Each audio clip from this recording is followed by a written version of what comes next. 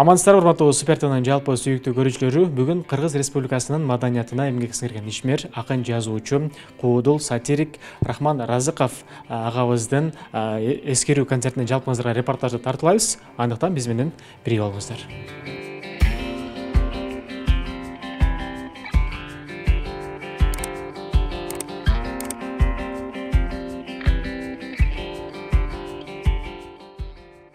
Кыргызстан жазуучулар союзунун мүчөсү, белгилүү куудул, сатирик акын жана актер Рахман Разыков 1955 жылы 12 майда Ош облусунун Кара Суу районунун Таширов колхозунда, азыркы Сабай айылында мугалимдин үй бүлөсүндө туулган.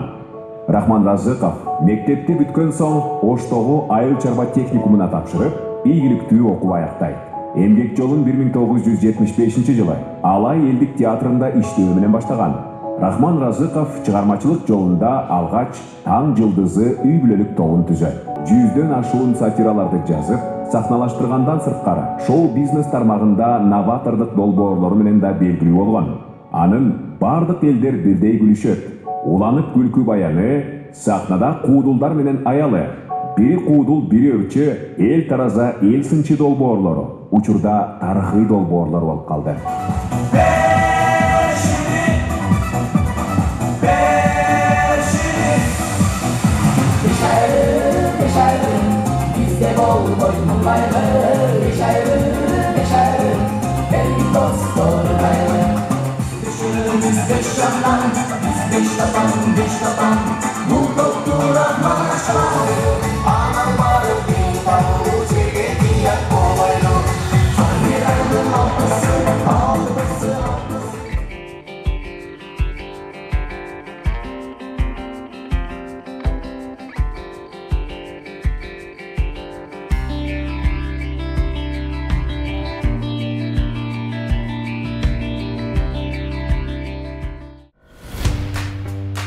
Барыңар жаңы жылга белек алгыңар келет. А бизге белек берип, кубандырган жагат. 31 декабрга чейин гана Сайма ар бир абонентине 6 ай бою акысыз интернет менен телевидение тартуулайт. Дароо азыр 0708 909 000 номери боюнча Саймага чалгыла. Болгону 2 ай төлөп, жайга чейин ырахаттангыла. Саймага туташып, көңүлүңөрдү көтөргүлө. Алтындай вактыңыздарды бөлүп келгениңиздерге чоң рахмат. Мына бүгүн өзүңүздөр күбө болгондой, биз эл кыргыз эли сыймыгы, биздин агайыбыз Кыргыз Республикасынын маданиятына эмгек сиңирген ишмер, сатирик акын Рахман Разыков агайыбыздын эскерүү концертине кош келипсиздер.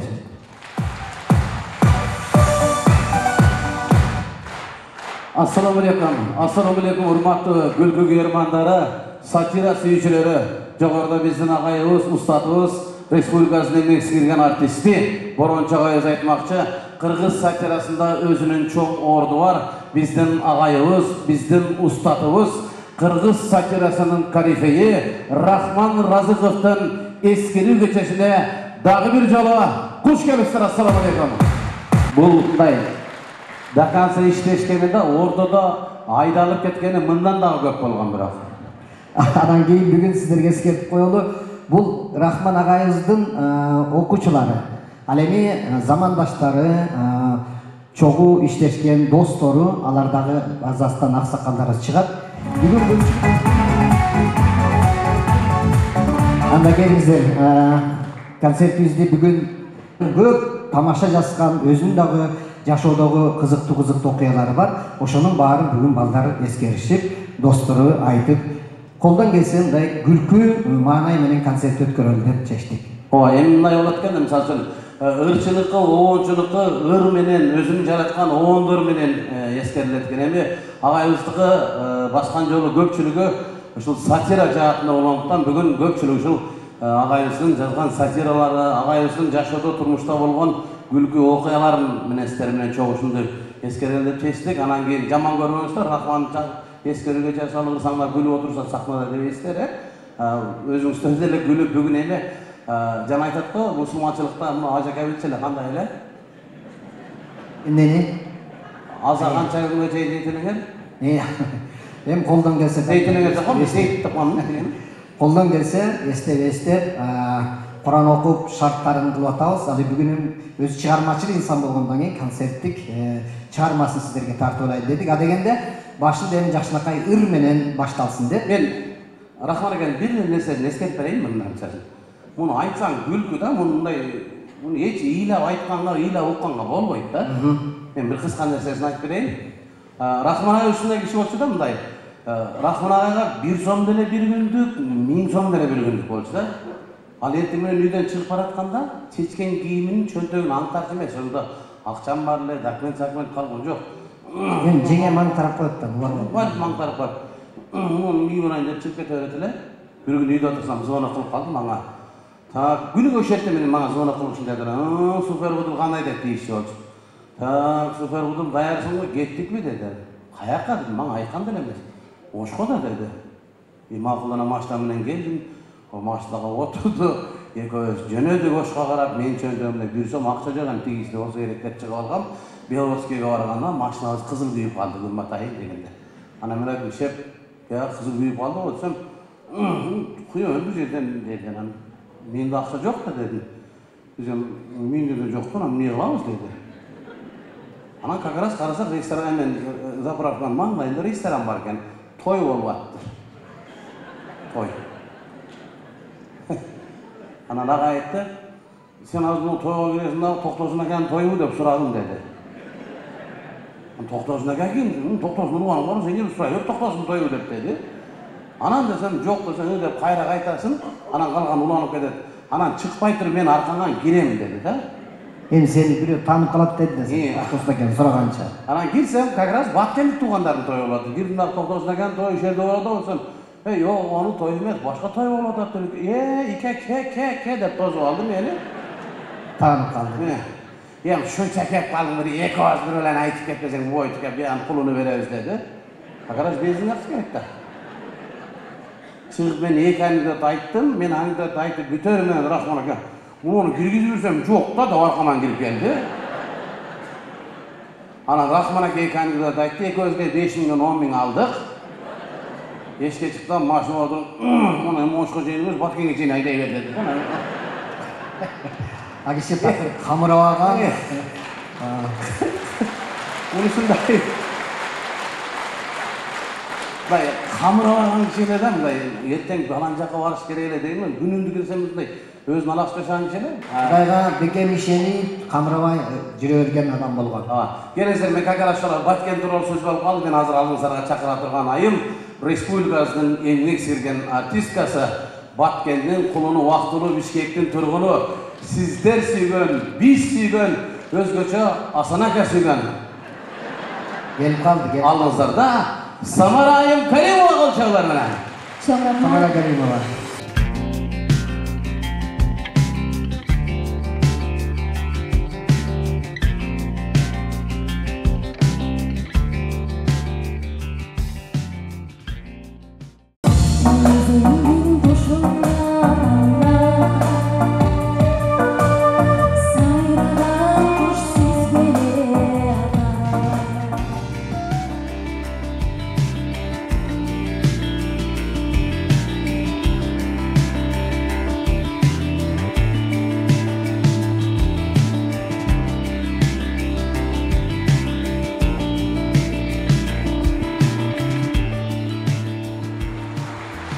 Кыргыз Республикасынын эмгек сиңирген артисткасы Самара Каримова. Чоң рахмат. Алгач бешиликте болуп чыктыңыздар. Анан байкасак Рахман Разыков агабыз бешиликтин 5 баласына тең өзүнчө бир көңүл бөлгөн экен да. Ар бирине өзүнчө мамиле кылып, өзүнчө көңүл бөлүп, өзүнчө сүйлөшүпчү. Анан биз ойлоп калабыз да, сизге көбүрөөк агабыз жакыныраак болсо керек. Шакирттеринен сиз мындай башкалар дагы бир чыкты, бирок сиз өзгөчөрөөк чыктыңыз да. Анан сизге өзүнчө бир аябай басым кылып, сизге ишенип, өзгөчө мамиле кылса керек агабыз. Bunun bir jağını aytsam andan mактангандай болуп калам. Бул Рахман байкенин сөзү. Рахман ака айтчу да, сатираны жана сууну сиңген жерге септегендей эле, ар кимдин өзүнүн образына ылайык кылып, ошонун образына чөтүлөн кылып сатиралар жазса, силер айткандай көпчүлүгүн мага көбүрөөк басым жасап жазган бирден бир себеби мен агайдын жанында көбүрөөк болуп калдым. Анан дагы бир нерсеси, мен алдыга койгон максатым сахнаны тандап, ушул өнөрдүн арты менен кетем деп ушуга көбүрөөк таянган үчүн, балким мага көбүрөөк басым жасады. Айылында чөнүндө мен менен чогуу сахналашып жүргөн досторум бар. Алар ошо турмушта ошол бешиликте жүргөнүздө эле айтып калышат болчу. Менен бир убактылуу эле мүнтүп турам, анан кийин башка жумушка кетем го, мындай кылам го дей беришчи. Анан ошондон улам мен булар бар келечегин башка жакка коюп алган болсо, андан көрө монун арыгын кеңейтип коеюн десе керек го, муну кененирээк аксын деп. Кетсем эмне кылам деп. Анан ошондон улам болсо керек. Анан бирок көпчүлүгү ушул агайдын өзүнөн чыккан сөз. Эми сен муну сатираны ойношуң керек, саясий сатирларды көбүрөөк ойнотту агай мага. Чын-чынына келгенде мени менен чогуу сахналашып болуп жүргөн менин теңтуштарым, досторума деле сатирларды жазды. Бирок ошол эле саясий сатирларды жазды, бирок бардыгы баш тарткан. Ойнобой коюшкан. Таң калам да, эмнеге сиз дал ошол саясий темада жазып берген сатиралардын ойнодуңуз? Алгач эле бага коомузда талкууланган бул 120 кой сатирасы. Аны баарына сунуштап көрсө керек агай. Ал баарына эле сунушталган, өлкөдө аябай резонанс жараткан. Анын сахналаш достордун баары эле неметкен, бирок негедир көпчүлүгү баш тарткан, ойнобой коюшкан. Балким коркушту, же сатира жакпады, же жеткизе албайбыз дештү, кандай билем. Мен укканда эле мага окуп бергенде эле жакты. Ойнойсуңбу деди, ойнойм дедим. Ойнодук. Анан билбейм, башка балдар ойнобой койгон негедир. Бир эле 120 коймойт. Андан мурда деле саясий сатирларды көп ойногонбуз. Нааразымын деген сатираны ойногондо дагы балдар, муну ойнойм деп бүт баары чалкасынан кеткен, мен ойногом. Эмнеге ал чындыкты айткандан коркушубуз керек. Чындыкты айткандан эч качан коркпош керек. Наоборот, ошол жалганды эмес, ошондой туура эмес нерсени катып жүрөккө сактап отургандан коркуш керек адам. Бир кездерде Тынар Курбаналиев менен Рахман Разыков неге чогуу иштешпей калды деген учурлар болду да. Ортодо бир тартынышып жүргөн учурлар болду окшойт. Бир учур болгон. Ортодо бир 3 жылдай бир аз таарыныч болуп, эми мисалы үчүн казан аяк кагышат да. Никелешип, сүйүшүп алган аялы менен күйөөсү деле акыры эметип атпай, биз башкалардай болуп антип кыйкырышып, бакырышып мүмкүн жокпуз. Просто бир нерсе гана, ортодо бир нерсе чечилбей жүрөптүр. Көрсө, ал нерсени мен айтпапмын, ал киши да айтпаптыр. Ал ортодо ошол бир нерсе чечилбей тура берип, ошол экөөбүздүн аралыгыбызды 3 жылга алыстатып коюптур. Кийин экөөбүз кокустан жолуккандагы окуяны мен аны айтып берсем, сен үчүн өтө башкача нерсе. Агайыбыздын концерти ийгиликтүү өтсүн, жаткан жери жайлуу болсун, топурак торкуу болсун. Рахмат, убактыңарды бөлүп келгениңизге. Рахмат силерге.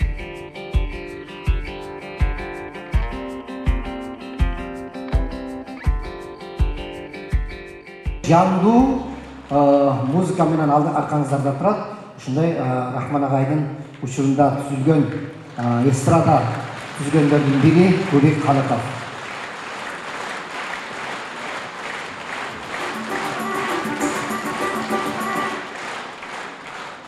Күлкүдөгү жылдыздар деген өрдө сиздерге тартып коюмуз. Рахман акемдин жакшы көргөнлөрүн дүркүргөн кокчалар менен тазалаңыздар.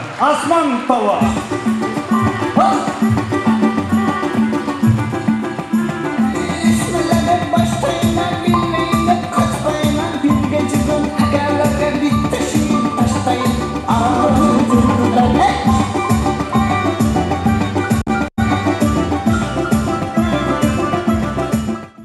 Рахман бар кезде Рахмандын концертине далай келип көңүлүңөрдү көтөрүп, маанайыңарды чөгөргөндөр кичине ачып дегендей жаркырап жайнап, кабак кашыңар ачылып, күлүп жайнап, тамашасына карк болуп кетсилеңер.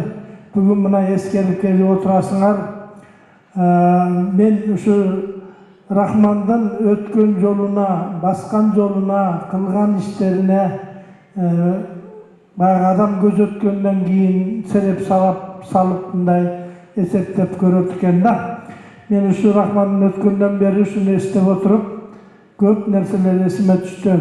Ушул эле бешиликте, беш айрыны, обу беш тапандарды чыгарып атканда мен дагы көп каршы болчу элем. Рахман койсоңчу, булардын ата-энесин эмне деп жооп бересиң? Буларды иштетип алып, баламды иштетип алып, акчасын бербей койду деп айтышат.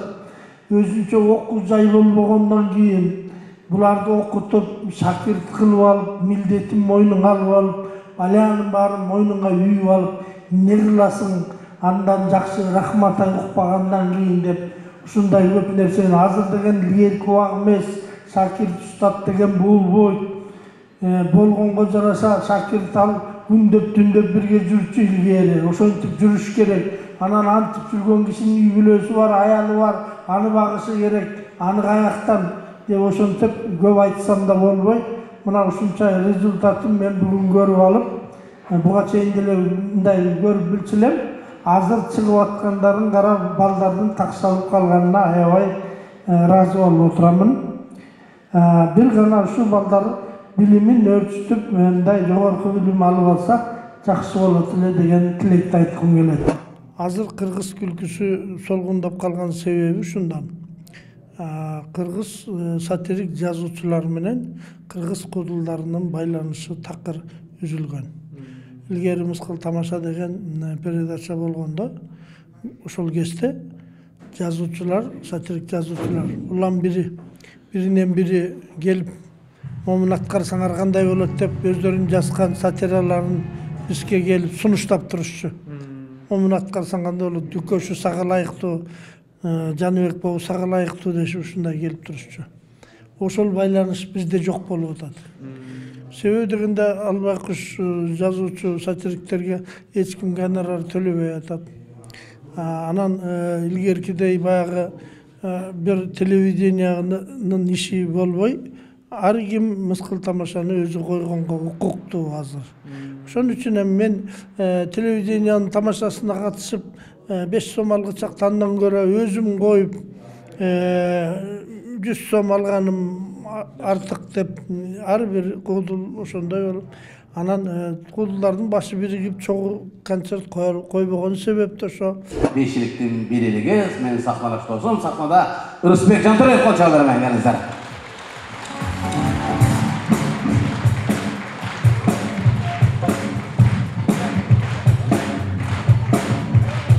Бияқта эле.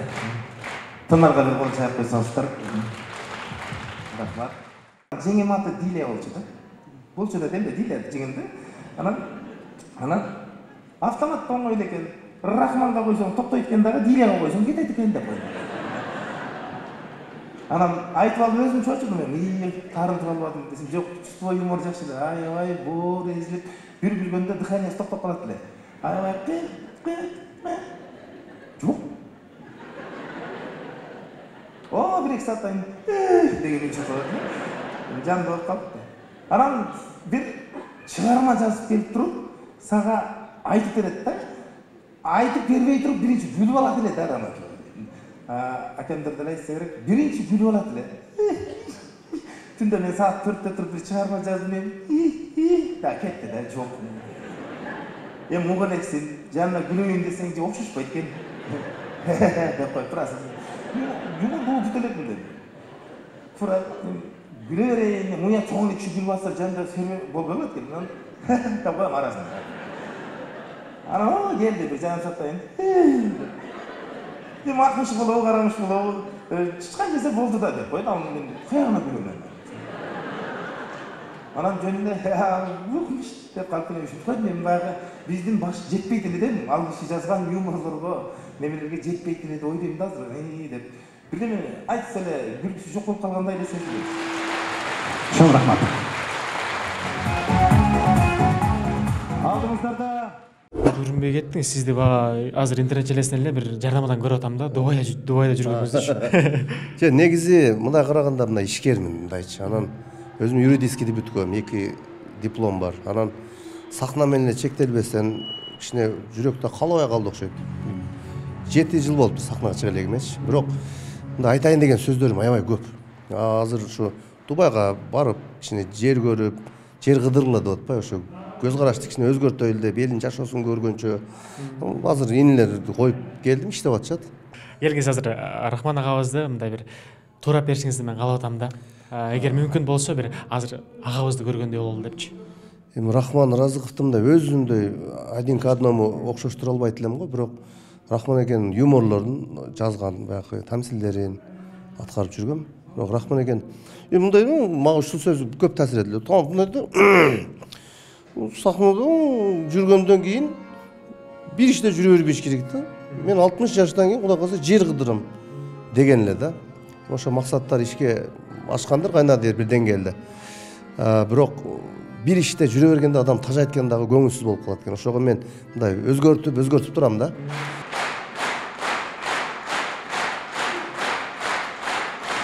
Қалибек Разықов, Рахман Разықовтың ұлы екінші аялынан. Не азыр сізден біреу сұрады бұл қанша аялынан деп? Бұларды да баш айланып қалды, қайсы қанша қайсымыздан екен бұлар. Тынар Құрбаналиев, Раматылық Рахман Разықов атанын алайын деп албай қалған аяның баласы.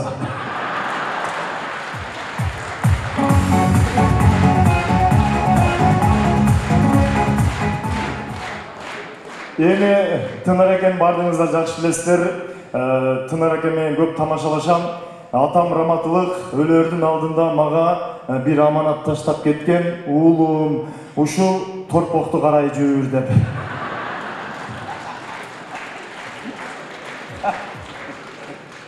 Караша, мени бак сага таштап кетти. Катындарың кимге таштап кетти?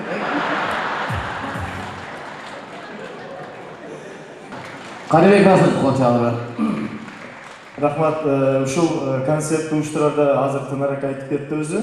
Мени жетелеп, жогорку жактарга алып барып, мынандай болот, Қалибегинин ушундай эскерүү концерттерди ушинтип уюштурат, ушундай эл башкарган адамдарга кирип чакыруу берет деп колунан жетелеп үйрөттү.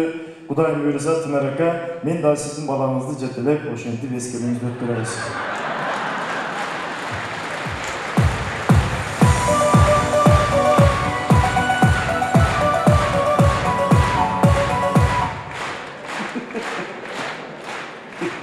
Gördün mü ben seni qanday жақсы жақтарға жетелегенмін? Қанша депутат менен, қанша министр, қанша бизнесмен, қанша ишкерлер менен тааныштырдым. Бірақ ошондой жерлерге жетеледим. Ушундай эмелерди үйрөнсүн деп. Мен сени үйрөнсүн деп жетеледим. Атаң мени көрүнгөн ишке үйлөнсүн деп жетеледи. Қалибек Разықов қолчалары. Тынар Құрбаналиев.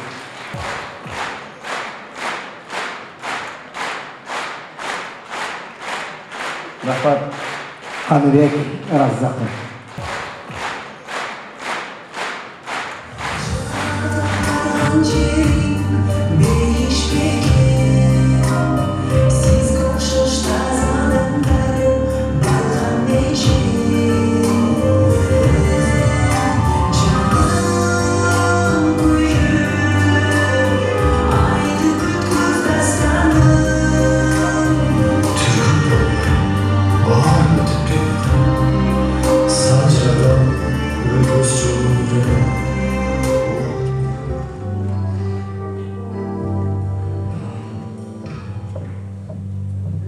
Кийимдер окшош экен, үчөөбүз баягы сүйлөшүп кийгендей эле болуп турбуз, Эки өңөрдү билбейм го, мен точно өзүм кийгем да.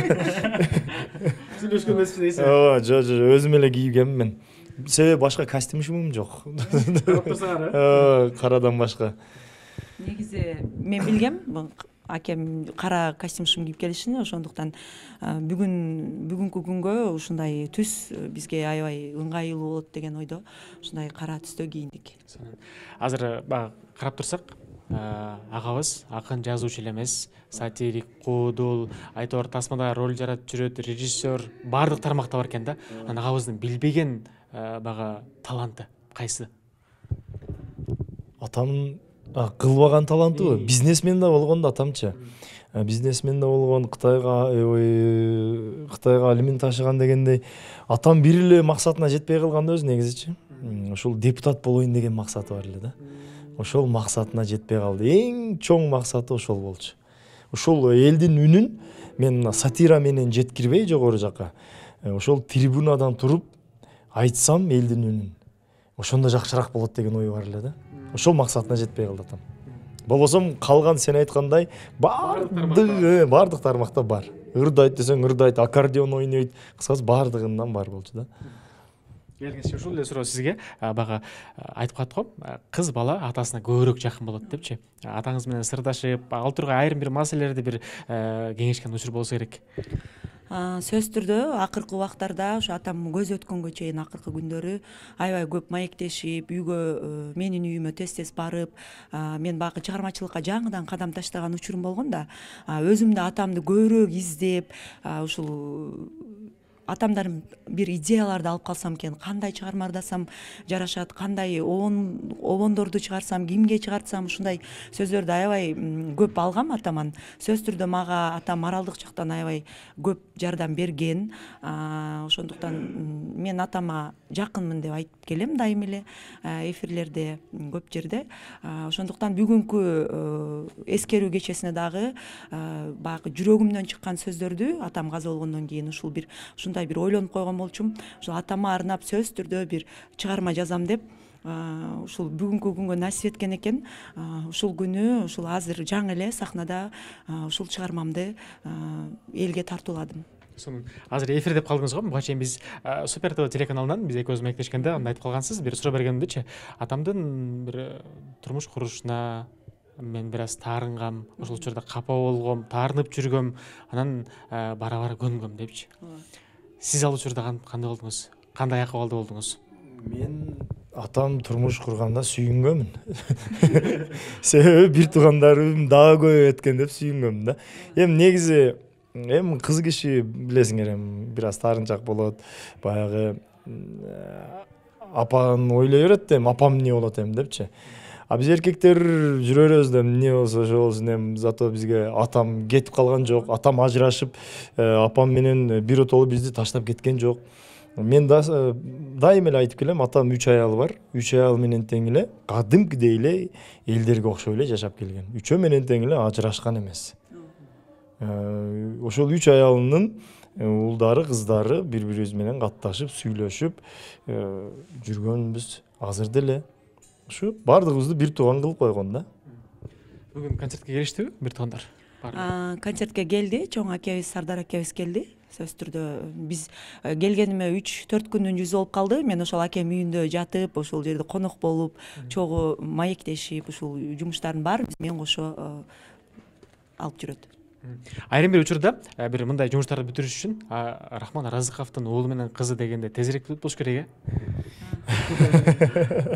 мен мурда машина айдап баратканда атам правасын сөзсүз алып алат элем да эми атама праванын кереги деле жок эле эми атам правасы жок эле айдай берет эле да анан экөөнү чогуу салып алат элем да эми бузасың да нарушение кыласың биринчи эле уже атам правасын берет элем да гаишниктечи ошону бергенде эле бул Рахман Разыков дейт го сен өзүң праваң гана дейт эле да атамкын берип алыптыр мына меники десем сен Рахман Разыковдун уулу болосуң дейт эле да ооба десем анда кете бер экинчибизба макулбу деп жөнөтүп коет эле да ушундай атайын алып алат элем анан эми көп эле жерлерде ушул агайыбыздын уулу болосуң сага эми туура жумушуңду бүтүрүп беребиз деген көп эле болот азыркыга чейин атамды сыйлап урматтагандар көп эле сиз сактанда айтып калдыңыз да уулум карап турсаң кичинекей баланы эркелетипчи эми мен сени баксам анан балаң дагы сени бакса сен бирөөнү багасыңбы депчи анан мындай жоопкерчилик моюнга илинет бекен атанын жоктугу сөзсүз түрдө билинет да анан кийин өзүңүздүн уулуңузга өзүңүздүн бир туугандарыңызга өзүңүздүн карындаштарыңызга мындай ата ордуна ата болупчу негизи мен уулду болгонумда атам айтканда уулум эми балалуу болдуң баягы бир сөз бар го баланы балалуу болгондон кийин билесиң дегенчи ошол сөздү айтканда эми маани берген эмесмин мен ага анан балалуу болдум атам айткандай ойлоно баштадым анан кийин атам бул дүйнөдөн өтүп кетти баягы сага кеңеш бере турган адам жок да уже билет экенсиң да кадимкидейчи мен ким менен кеңешем ким менен акылдашам Кудайга чексиз шүгүр жана айтып кеткендей эле атам бизге дагы бир тууганды арабызга кошуп кеткен да ал Сардар Разыков менин агам 79-жылкы болот атамын өзүнө окшош ошол киши менен акылдашып кеңешип эмне болсо дагы ошол агама биринчи звонить этем шаарга келгенде дагы ошол агамдын үйүнө келем агам мындай кылып атам мындай болуп атат деп ал киши атама окшоп оюн айтып берет да. Себеби атама ушунчалык окшош сүйлөгөндөрү, күлгөндөрү. Атамдын ордуна ошол киши ата биз үчүн.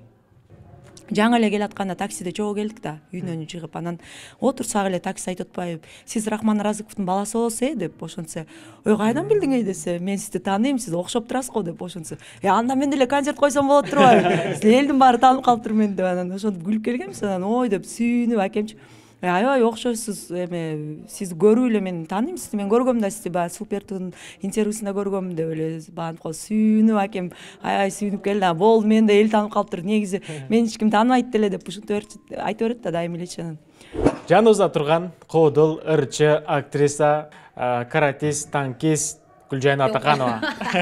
Кандайсыз? Салам достор, баарыңыздарга ысык салам.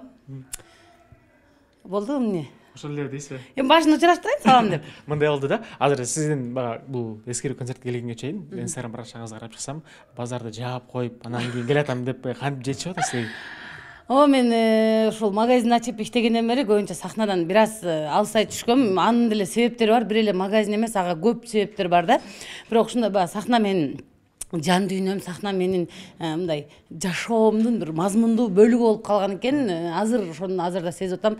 Себеби азырынакы агайымдын эскерүү концертине келип, ушул жерден сахналаштарымды, айгаларымды, инилеримди, бир туугандарымды көрүп, ушундай толкунданып, жок мен деген ал магазин, башка жумуш, тигил бул өзү менен болуш керек экен. Менин ордум өз башка жакта экен деп дагы бир жолу ынанып атам. Буюрса жакында жаңы Гүлжайна жарылып чыгат кайрат. Кандай болду атам? Жумуш жакшы элеби? Сизди байып кетти дейт го? Миллионер болуп кетти дейби? Жакшы, Кудайга шүгүр, жакшы баарысы. Баягы неме деген сөз бар экен го? Бир күн келип ушундай шүгүр кыласың, ошол жабылган эшигиңе дейт экен го. Ошол жабылган эшикке шүгүр кыласың, себеби сен бул жакта ийгиликтин миңдеген эшиктери күтүп турат деген нерсеге ынандым. Дагы бир жолу кандай сыноо болсо дагы шүгүр айтыш керек экен. Мен азыр кыргыз эли көп эле билип калды, мындай бир сыноолорду өткөрдүм башымдан. Ал бирок мен азыр шүгүр айтып атам. Ушул акча менен келген сыноого шүгүр. Мен ден соолугум, үй бүлөм, бала чакам баарысы жакшы. Мен кайгырбашым керек экен да. Акчаны тапса болот экен.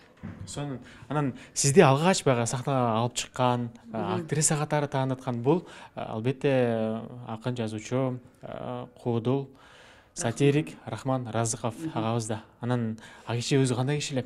Чогуу гастролго чыгып калгансыздар, чогуу бир күлкүлүү окуялар көп болсо керек да. Ооба, агайым мени ошо Гүлжайна болуп калыптанып, элге кызмат кылып, ошо сахнанын кишиси болушума агайымдын 98% салым бар десем болот. Эми 2-3% өзүмдүн аракетиммен болуш керек. Бирок 98% агайдын аракети. Агай мага көп энергиясын, убактысын, нервин кетирип отуруп Гүлжайнаны жасаган. Азыр деле мисалы мен баягы каза болгон күндөр аябай ыйлачымын чынында. Азыр болсо бир жакта мындай гастролдо жүргөндөй, же болбосо Ошто жүргөндөй ушундай сезилет да. Агайды мен өлгөн киши катары азыр мындай принимать эте албайм да. Ушу бир жерде эле жүрөт деген мындай такыр утпайм. Анткени агай мындай бейиштик киши болчу да.